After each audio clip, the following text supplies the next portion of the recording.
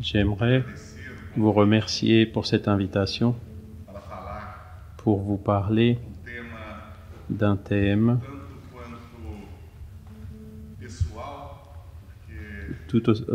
d'un côté personnel, parce que je vais parler de Marlène Nobré, son rôle, sa vie et son rôle en tant que fondatrice de l'Association de médecins internationale et de l'Association des médecins spirites du Brésil. La médecine est-elle une science ou un art? Hippocrate de Cos, dans le texte qui est devenu le serment de tous les médecins, disait que la médecine est l'art de soigner. Le serment commence par cette phrase célèbre: « Je promets qu'en exerçant l'art de soigner, etc. » La médecine n'est pas une science pure, comme la physique ou la chimie. Les phénomènes de la physique et de la chimie obéissent à la rigueur, de l'uniformité, de l'expérimentation, au point de pouvoir être décrits par des formules mathématiques. La médecine est une science appliquée, dont la base est scientifique, la connaissance est scientifique actuellement. La connaissance surgit comme une conclusion de diverses expériences rigoureusement contrôlées. La médecine est science et art en même temps. En tant que science appliquée, la recherche scientifique est menée avec l'objectif de connaître la vérité. Et notre vérité concerne le patient et sa maladie. Et son application est l'art de soigner. Tout art a ses maîtres. Les maîtres de l'art de soigner sont innombrables, mais peu sont connus. La grande majorité reste dans l'anonymat. Nous connaissons nos maîtres en tant que médecins, généralement dans les hôpitaux, où nous les voyons face aux malades, face à la souffrance, face à la maladie. Nous sommes choisis par nos maîtres pour en recevoir des enseignements. Certains maîtres que nous rencontrons plus tardivement dans nos vies parviennent comme ceux qui nous apprennent à matérialiser nos rêves en médecine, nous enseignent une autre facette de l'art de soigner que nous connaissons par intuition, mais que nous ne savions pas comment exercer. Peut-être que ce sont ceux-là les véritables maîtres qui arrivent lorsque les disciples sont prêts. Les maîtres sont la boussole de notre vie de médecin. Ils dirigent l'art de soigner. Leurs enseignements sont extraits de longues réflexions et de brefs commentaires. Quand les maîtres partent, laissant la matérialité du verbe qui berçait nos oreilles, ils ne sont plus que des souvenirs, mais ils nous enseignent à vivre en cherchant la transcendance, en recherchant leurs enseignements dans chaque fait nouveau que l'art de soigner exige de nous. Nous percevons alors que l'immortalité devient une nécessité pour que nous puissions comprendre que ces maîtres continuent à vivre. Marlène Nobré n'est pas connue dans les annales de la médecine. L'Académie ne connaît pas sa figure, sa personnalité. Ses disciples ont été choisis un par un, comme une mère qui, une fois séparée de ses enfants, les cherche avec avidité, démontrant à chacun le même amour intense. Aujourd'hui, je vais vous parler de ma rencontre avec Marlène Nobré, comment elle est devenue mon maître et pourquoi elle a définitivement changé ma vie.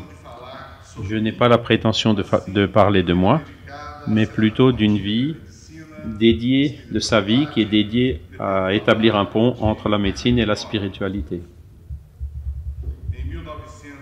En 1989, j'ai eu l'occasion de pouvoir rencontrer le fameux médium brésilien Chico Xavier.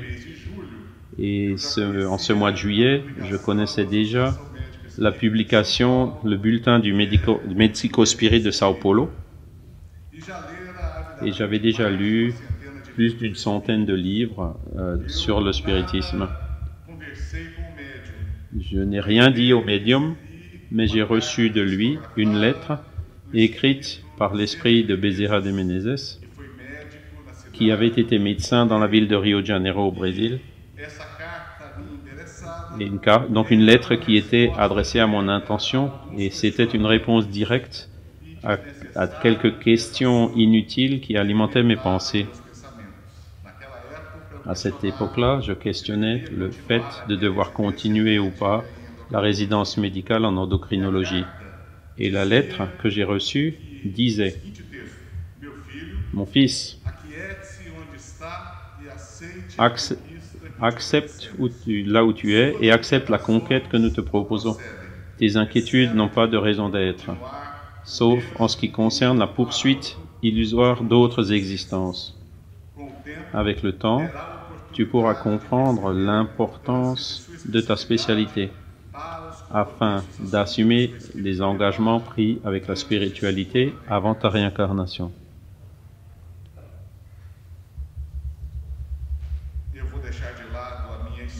Je vais laisser de côté mon histoire, mais c'était donc l'invitation que j'ai reçue en 1989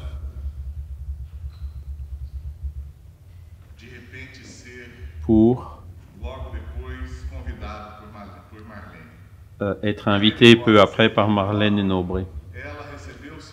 Et Marlène Nobré donc a reçu son diplôme de médecine en décembre 1962 dans la ville d'Uberaba au Brésil, Minas Gerais. Dans cette ville, depuis 1959, vivait Chico Xavier.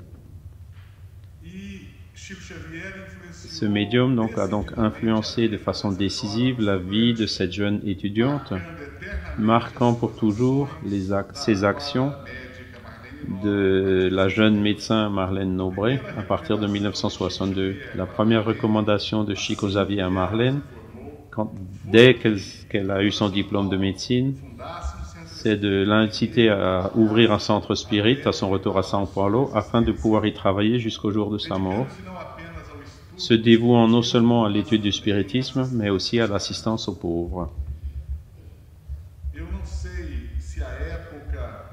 Je ne sais pas dire si à cette époque, dans ses premières années en tant que médecin, elle avait eu connaissance des travaux pionniers de George Engel aux États-Unis. George Engel a été un psychiatre américain d'une grande audace qui était de dénoncer les lacunes du réductionnisme,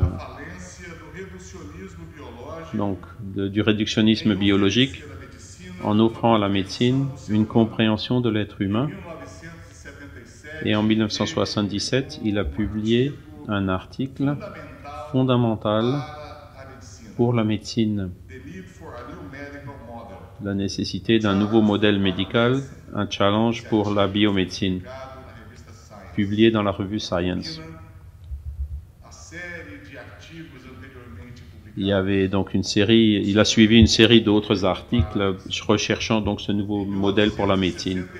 En 1968, Marlène Nobré, accompagnée d'autres médecins à São Paulo, a fondé l'association de médecins spirites de São Paulo, qui avait pour objectif d'étudier l'application de la connaissance spirit dans la médecine et dans les soins aux patients. En 1995, Marlène Nobré a fondé l'association de médecins spirites du Brésil, qui rassemblait déjà des associations de médecins spirites qui existaient déjà dans plusieurs villes et dans plusieurs États au Brésil, toutes inspirées de l'association de São Paulo et stimulées par l'action vibrante de notre Maître. Et donc ce slide vous montre la conception de Engels.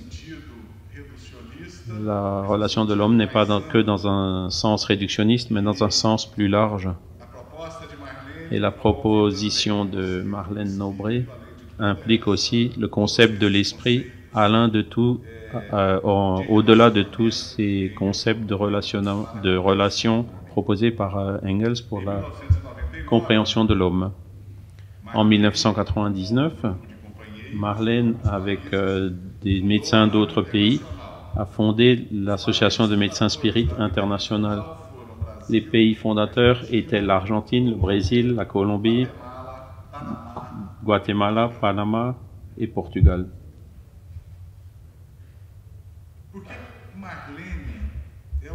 Pourquoi Marlène est-elle un maître pour nous, ses élèves?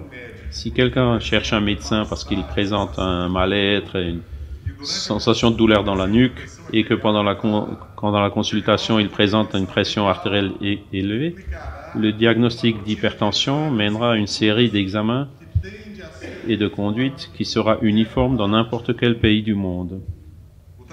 Le traitement peut différer selon l'école, d'une classe ou d'un type ou un autre de médicaments, mais il sera toujours basé sur des normes thérapeutiques établies par les sociétés médicales.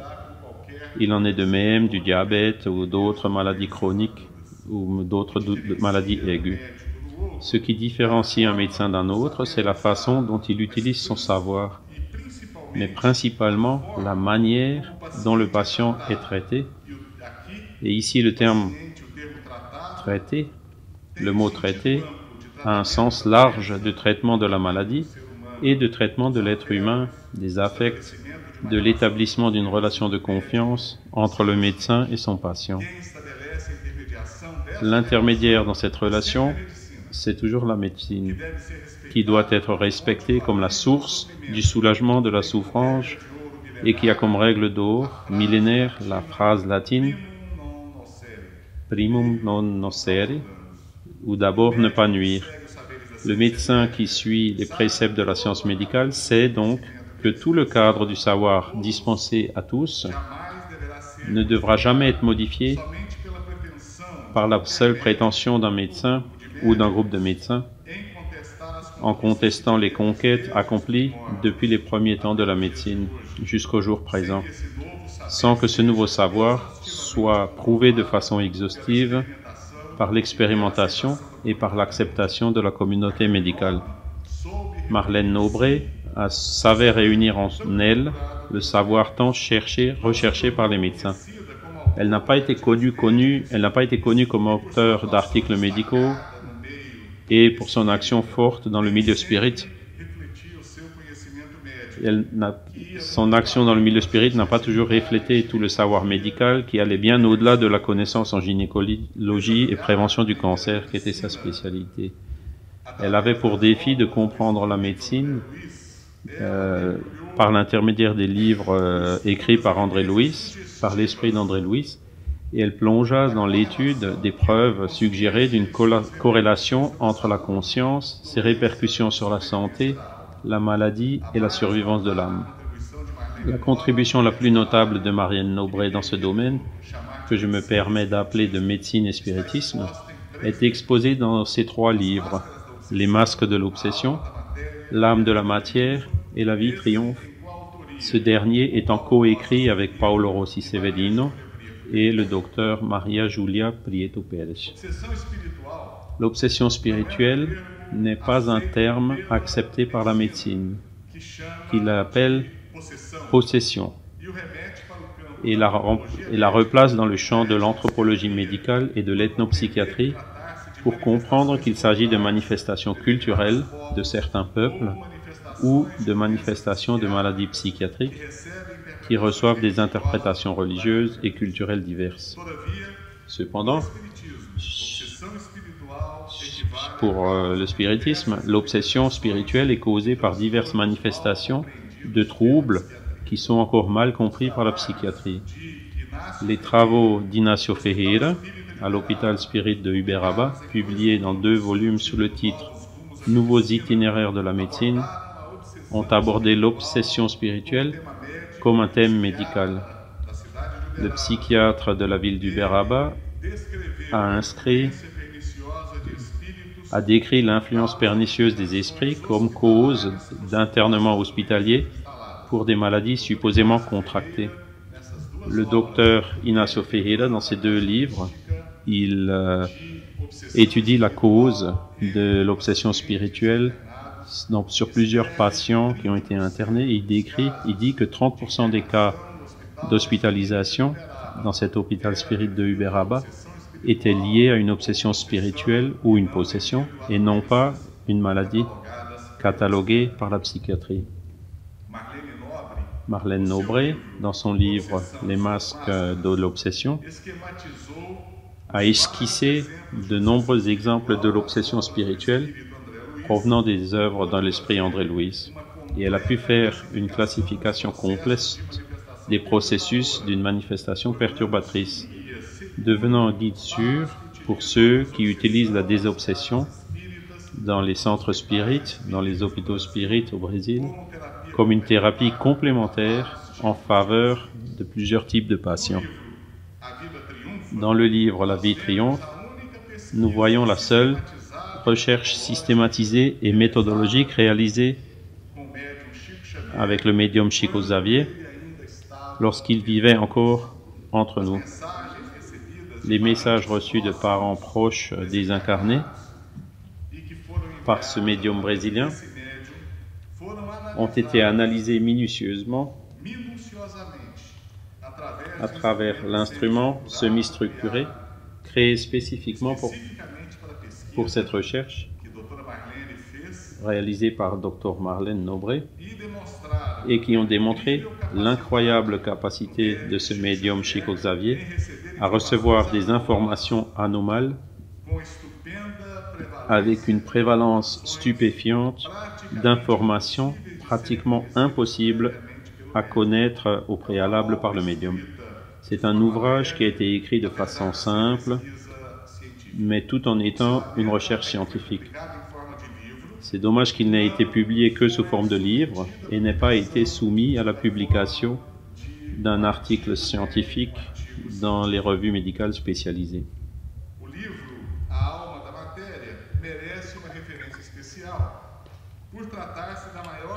Le livre L'âme de la matière mérite un référencement spécial car il représente une excellente démonstration et une actualisation médicale réalisée par Marlène Nobré.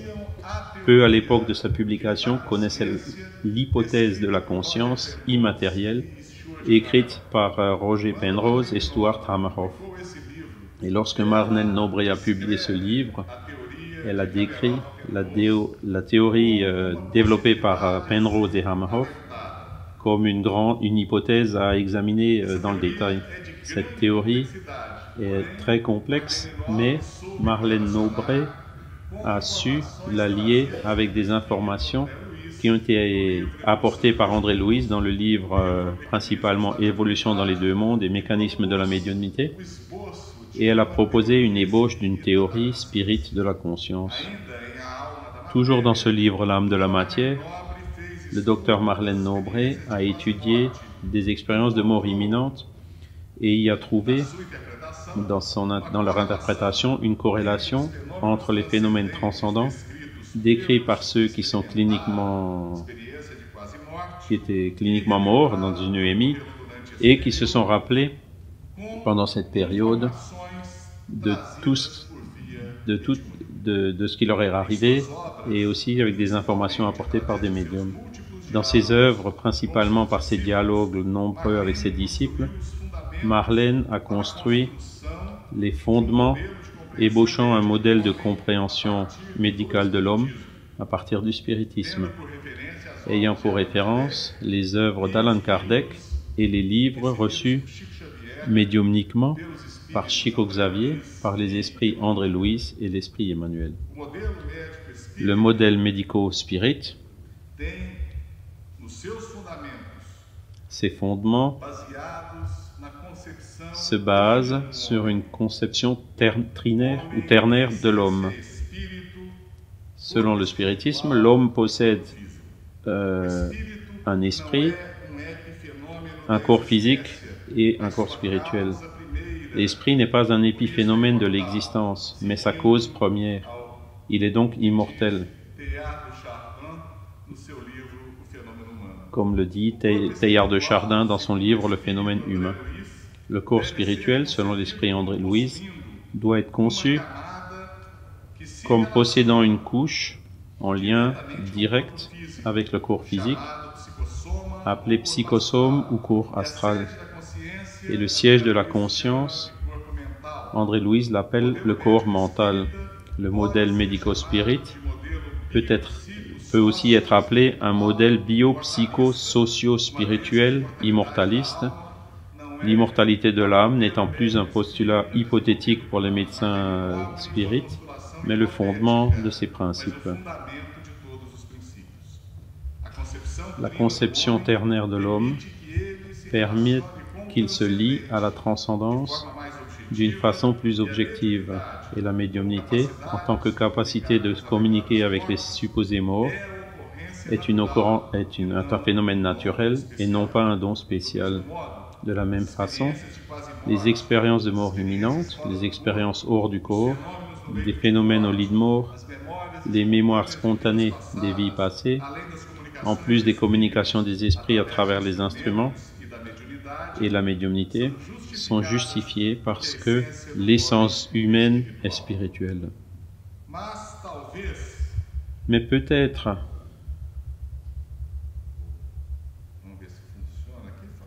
je vais voir si ça fonctionne, peut-être que rien de tout cela n'explique qui était vraiment Marlène Nobré et pourquoi elle a exercé une telle influence sur les médecins partout au Brésil et dans d'autres pays du monde.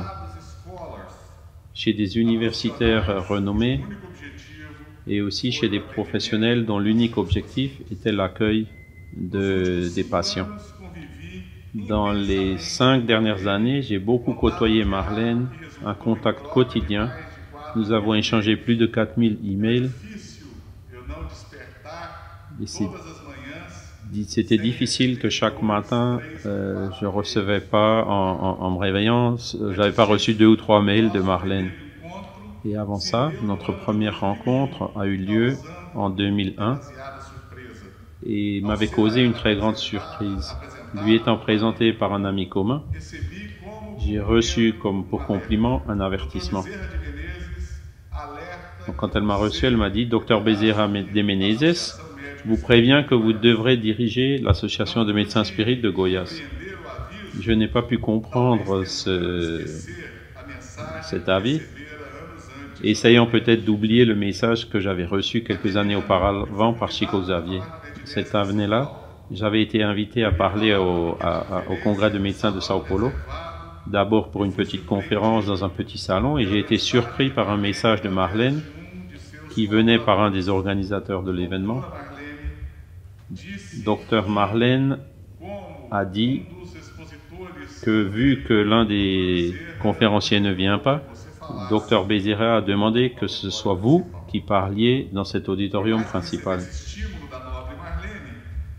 Malgré cette stimulation de Marlène Nobré, j'étais toujours resté un peu à l'écart et jusqu'en 2007, j'ai fait quelques ruptures imprudentes dans ma vie, certaines salutaires et d'autres imprudences. Et les décisions imprudentes que j'avais prises, c'était de m'éloigner de l'association des médecins. Et pendant 2 ans, j'étais englué dans des activités professionnelles et dans un faux confort moral. Et en mai 2009, un mercredi matin, j'ai reçu un mail de Dr Marlène qui me disait que Dr Bezerra de Menezes demandait de m'inviter à participer aux activités de l'association de médecins spirites au Portugal et si possible en Espagne. L'email était un sondage discret, mais il a eu l'effet de m'enthousiasmer en même temps que de m'affoler parce que j'étais pas encore prêt.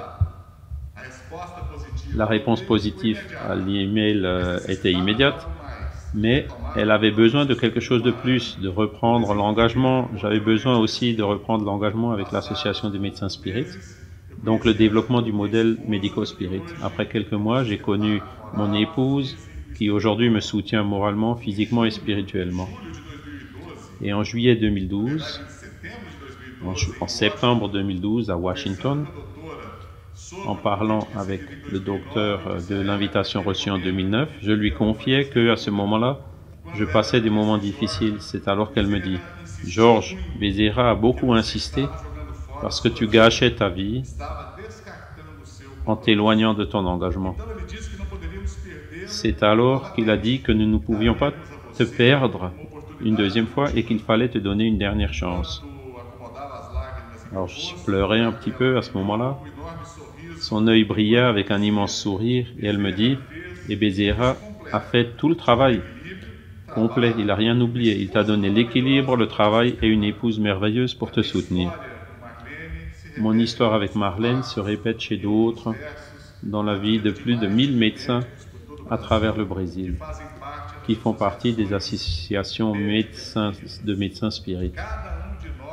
Chacun de nous peut témoigner de plusieurs histoires de douleur, de joie, de perturbation ou d'équilibre, d'obstacles ou de travail intense, mais toutes ces histoires ont un personnage en commun, un vrai maître, capable de changer définitivement la vie de ses disciples. Marlène a surpassé la connaissance vulgaire. Elle a vu dans la médecine de l'être humain le prochain qui souffre et elle a défié le savoir médical académique avec la preuve inquiétante que la vie ne se limite pas au corps physique. Elle a enseigné à tous ses disciples que le patient n'est pas porteur d'un organe malade, mais un être entier, spirituel, qui porte avec lui une histoire qui se perd dans les dimensions du temps, et que la maladie n'est autre que l'expression de ses expériences actuelles et passées. Et le médecin donc doit aller au-delà de la prescription ou de la procédure formelle et s'impliquer dans l'histoire de son patient comme celui qui a alimenté l'espérance d'un mieux par la certitude que la vie n'a pas de fin et doit toujours être valorisée. Marlène nous a enseigné que le médecin n'est pas le détenteur de la vérité ni de la santé ou de l'absence de maladie, mais qu'il doit être le dispensateur du savoir que la médecine offre. Savoir qui a la souffrance pour cible, savoir qui garantit le soulagement, savoir capable de prendre en compte l'amertume de la mort et la stupéfaction face au miracle. Marlène, notre maître dans l'art de guérir, a dédié sa vie à l'idéal d'illuminer la médecine avec les lumières de la spiritualité. Et par nous qui l'avons comme modèle, nous entendons toujours la recommandation sacrée de Chico Xavier, qui nous a écoutés dans ces moments de souffrance. Aime, sert. Marlène, qui nous inspire aujourd'hui libre et immortel, ou par l'intermédiaire de ses livres, ou par son idéal, elle continue toujours à être le maître en l'art de guérir, l'art de comprendre l'être humain, l'art qui regardait l'union totale avec la science. Comme proposé par Kardec, le spiritisme doit marcher de côte à côte avec la science. Le rêve de Marlène a toujours été, à l'Association de médecins spirites internationale, de faire des événements qui réunissent des chercheurs renommés dans l'immortalité, dans la spiritualité, et que nous amenions le résultat de ces recherches, de ces chercheurs, au public en général, au public qui nous écoute, et que nous apportions aussi à ces chercheurs les résultats de ce que nous avons pu réaliser au Brésil en recherche ainsi que les aspects philosophiques et scientifiques. L'année dernière, nous avons eu l'occasion, dans ce pays, ici en France, grâce à l'encouragement de Dr Marlène Nobre, grâce aussi à l'accueil de Jean-Paul Lévrard, de Charles et des autres organisateurs de ces événements en France, nous avons eu l'occasion de réaliser un événement où nous avons accueilli 2 chercheurs français en spiritualité. À la fin de l'événement, Dr Marlène était extrêmement heureuse. L'amour qu'elle avait pour ce pays, qui est la France, c'était quelque chose inexprimable, qu'on ne pouvait pas quantifier. Elle était vraiment passionnée par la France et se sentait, avec son cœur, parfaitement liée à ce pays. Et après l'événement, elle nous a dit, Docteur Bezerra est heureux. L'esprit de Léon Denis est heureux. Et je suis moi-même aussi heureuse parce que finalement, nous avons pu offrir à la France, par l'intermédiaire de l'Association de médecins internationale et Spirit International, donc ce congrès de spiritualité et science. Mon engagement vis-à-vis de la France est arrivé au sommet de ce que je peux apporter à la France,